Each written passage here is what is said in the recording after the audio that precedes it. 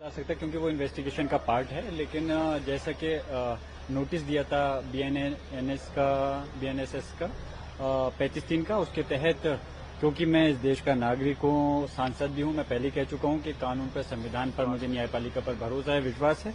तो उसके तहत जो भी सहयोग मेरी तरफ से होना था, मैं उसमें जांच में मैं पहुंचा था, और जो उन्होंने सवाल जिस प्रकार के किए उसका मैंने अपना जो सही जवाब था वो दिया।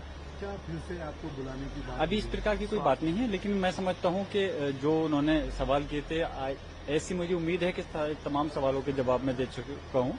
शायद अब ऐसी उम्मीद करता हूं कि दोबारा नौबत नहीं आएगी। आपने बताया था कि आपका स्वास्थ्य भी कुछ खराब स्वास्थ्य खराब था, लेकिन उसके बावजूद भी मैं खुद इस वजह से गया क्योंकि कहीं पुलिस प्रशासनिक अधिकारी को ये नहीं लगे कि मैं जांच को टालना चाह रहा हूं, उसमें सहयोग नहीं करना चाह रहा। और दूसरा, खासतौर से हमारे जो मीडिया के भाई हैं, वो पहली मीडिया ट्रायल कर देते हैं कि जांच से भाग रहे हैं या वो हैं।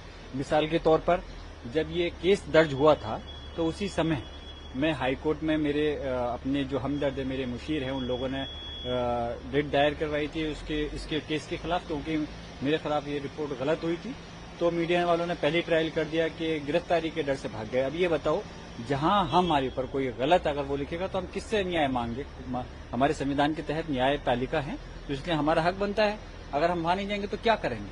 तो वो तो इसलिए मीडिया ट्रायल के तहत नई बातें नहीं बने, इसलिए बस में काफी वकील भी आपके साथ रहे पूरे मामले में। वकील तो मेरे साथ बाहर ही बैठे हुए थे, और इससे वो इसलिए गए थे, जाहिर सी बात है, ये मेरा लीगली मेरा राइट है कि कहीं कोई जरूरत हो तो मैं